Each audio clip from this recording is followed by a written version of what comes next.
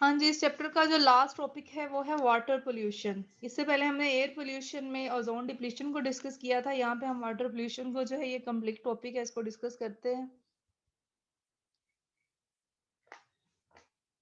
अच्छा, अब water pollution में सोर्सेज क्या-क्या हैं जो वाटर को पोल्यूट कर रहे हैं? यानी देयर आर मैनी फैक्टरीज़ या sorry there are many factors which are becoming the source of water pollution. वो कौन-कौन से हैं? Polluted canal, stream, lake, river ये किस तरह हो रहे हैं? इसमें जो फर्स्ट फैक्टर है वो है सीवेज। जो सीवेज का वाटर होता है, sewage incomplete treatment, oil and detergents है जो वाटर को पोल्यूट कर रहे हैं।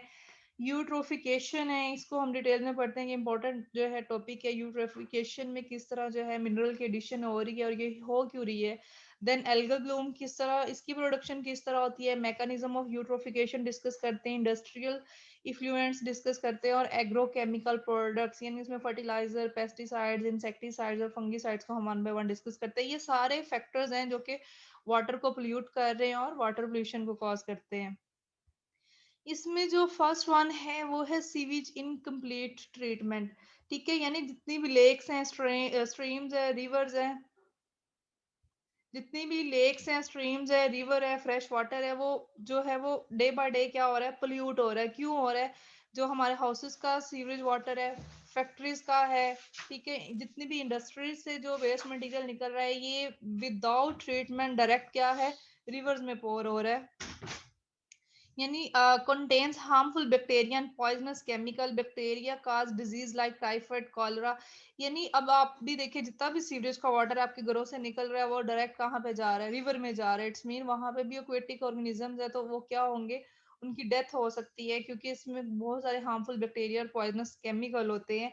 तो ये जो बैक्टीरिया ये डिजीज कॉज करते हैं लाइक टाइफाइड है, cholera, when they get into human intestine. अगर किसी तरीके से ये वाटर ह्यूमन कंज्यूम कर ले या इसके जर्म्स उनकी बॉडी में चले जाएं तो वो इंटेस्टाइन में जाके ये इफेक्ट करते हैं। ठीक है, फिर इससे जो डिजीज होती है उसे टाइफाइड या कॉलरा बोलते हैं। इसके अलावा जो है ऑयल एंड डिटर, ये आप डायग्राम में भी देख सकते हैं किस तरह ये इतना पोल्यूटेड वाटर जो है डायरेक्ट जो है पोर हो रहा है इन river, streams, lakes.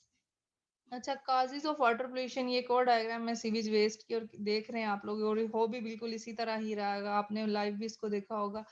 Oil and detergents, अब ये कि various ships carrying oil to far off places are becoming source of water pollution. एक कंट्री से दूसरी कंट्री में ये जो शिप्स है ऑयल जो है ट्रांसफर करती हैं, ऑयल लेके जाती हैं, तो ये ऑयल की लीकेज भी हो जाती है। यानी दीज ऑयल की life the aquatic organisms that are present in water, यानी जब इनकी लीकेज होगी ये ऑयल पानी में इमर्ज होगा और वहां पे जितने भी एक्वेटिक ऑर्गेनिजम्स हैं उनकी लाइफ को खतरा होता है। फिर इसके अलावा जितने भी डिटर्जेंट्स है, वेरियस डिटर्जेंट्स है, डिटर्जेंट्स कहाँ पे आते हैं, घरों में जो आप ये सर्फ वगैरह है, साबुन है, सोप है, ठीक है, वॉशिंग पाउडर है, इस तरह के जितने भी ये हाउसेज और लॉन्ड्री से ये जो वेस्ट मटेरियल निकलता है ये भी डायरेक्ट लेक और स्ट्रीम में जाके क्या करता है, काज हाई लेवल ऑफ पोल्यूशन। यानी इन डिटर्जेंट्स में स्पेशली जो फॉस्फोरस होती है वो वहां पे जाके इकट्ठी होती रहती है और which leads to eutrophication. This में अफेक्ट द एक्वेटिक और एनवायरमेंट। इस यूट्रोफिकेशन को हम जरा देखते हैं, इसका ये किस तरह होती है, कैसे प्रोडक्शन होती है। उससे पहले हम इफेक्ट्स देख लें वाटर पोल्यूशन के।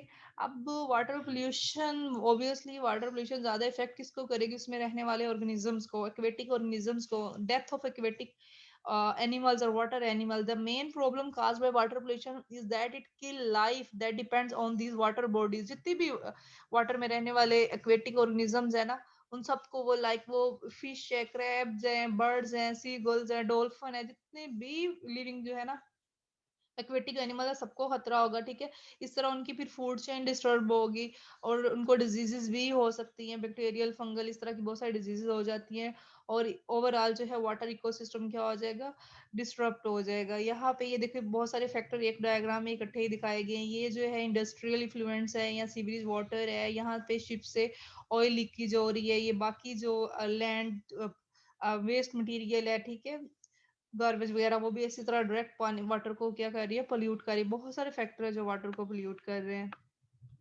अब हमने टर्म पढ़ी पीछे की डिटर्जेंट से जो फास्फोरस है वो कॉमुलेशन होती जाती है वाटर में उसकी, तो वो एक टर्म हम उसको नेम दे रहे हैं यूट्रोफिकेशन और एल्गल ब्लूम। क्या होता है? ऐसा प्रोसेस है in which fresh water bodies enriched with nutrients increase its productivity accumulates organic debris. यानी जितना भी वो फॉस्फोरस और जितने भी इस तरह के न्यूट्रिएंट्स है वो जाके इस पानी में इकट्ठे होते रहते हैं और अकोमुलेशन करते हैं और मे बी प्रोडक्टिविटी भी अपनी बढ़ाएं। यानी एल्गल ब्लूम किस तरह बनता है? यहाँ पे ये लिखा है कि मैकेनिज्म ऑफ यूट्रोफिकेशन, यानी ये ग्रेजुअल प्रोसेस है, आहिस्ता आहिस्ता अकोमुलेशन होती रहती है। Large amount of plants develop in nutrients को यूज करके बहुत सारी प्लांट्स की ग्रोथ भी होती है, लेकिन ग्रोथ के बाद इवेंचुअली वो आखिरकार उनकी डेथ भी हो जाती है, जिससे एल्गल ब्लूम बन जाता है। और ये यूट्रोफिकेशन क्यों हो रही है? बिकॉज ऑफ ह्यूमन एक्टिविटी, और स्पीडली हो रही है ये। तो इसमें से लाइक हम कह रहे हैं फॉस्फेट जो है वो वॉशिंग पाउडर से आ रहा है, नाइट्रेट्स है, फॉस्फेट है वो फर्टिलाइजर से आ रही है। जितने भी फॉस्फोरस, नाइट्रेट्स और ये फर्टिलाइजर्स है, ये कॉमुलेट होके पानी में क्या करते हैं? मिनरल्स कॉमुलेट हो जाते हैं और मतलब एक मेस क्रिएट कर देते हैं, और एल्गल वहां पे एल्गल ब्लूम बनना शुरू हो जाता है। जब बहुत सारी एल्जी की प्रोडक्शन वहां पे होना शुरू हो जाएगी, तो ये आप पिक्स में देख सकते हैं, सारा एरिया क्या हो गया? ग्रीनिश हो गया है। ठीक है, इसको हम एल्गल ब्लूम बोलते हैं। अब इसका साइड इफेक्ट क्या है? कहते हैं ये जो एल्गल ब्लूम है बहुत ज्यादा जब इकट्ठी हो जाएगी तो ऑब्वियसली इसकी फिर डेथ भी होती है। डेड एल्गा जो होता है ना, और उनको फिर वहां पे कुछ एरोबिक बैक्टीरिया होते हैं, उनको डीकम्पोज करते हैं। डीकम्पोज करके वहां से उनमें से ऑक्सीजन लेंगे और ओवरऑल उस एक्वेटिक एनवायरनमेंट की ऑक्सीजन जो है वो कम हो जाएगी, और वहां पे रहने वाले जितने भी एक्वेटिक एनिमल्स हैं उनकी डेथ होना शुरू हो जाएगी जब उनको सफिशिएंट ऑक्सीजन नहीं मिलेगी। तो वो जब उनकी डेथ होगी, साथ जो एल्गल ब्लूम है उसकी डेथ होगी, तो वाटर जो है ना उसमें स्मेल आना शुरू हो जाती है, और एक अनप्लेजेंट सी स्मेल और कलर जो है ना वहां पे प्रोड्यूस होना शुरू हो जाता है। यहाँ पे आप देखें, देखिए जब जो है वाटर सरफेस वो बिल्कुल क्लियर है, तो अब तो सनलाइट इजीली पेनिट्रेट करेगी ना, और सनलाइट वहां पे रहने वाले फोटोसिंथेटिक ऑर्गेनिजम्स के लिए जरूरी है। वाटर ट्रॉप्स उन्होंने फूड प्रिपेयर करनी है, लेकिन जब एलजी की प्रोडक्शन बहुत ज्यादा हो जाती है, वो सरफेस पे पूरी एक लेयर बना लेती है, तो लाइट पेनिट्रेट भी नहीं करेगी।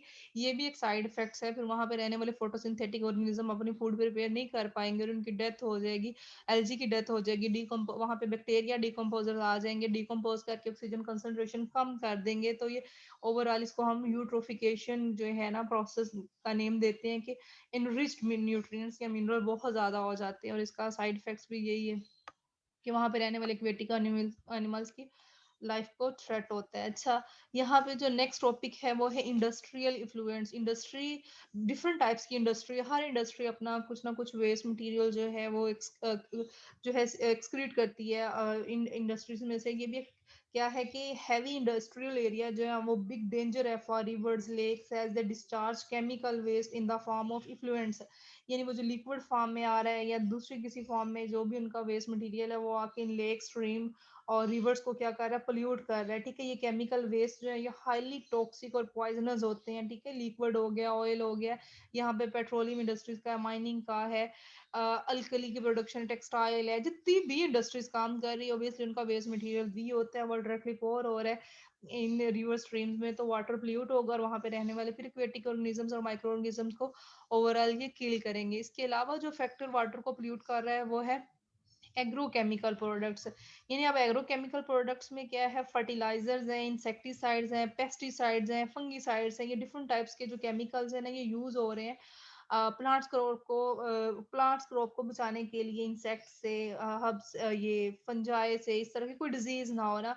तो ये एज अ रेजिस्टेंट हम जो है ना अपनी एग्रीकल्चर फील्ड में यूज कर रहे हैं, लेकिन nowadays these chemicals are widely use to increase the quality and quantity of crops.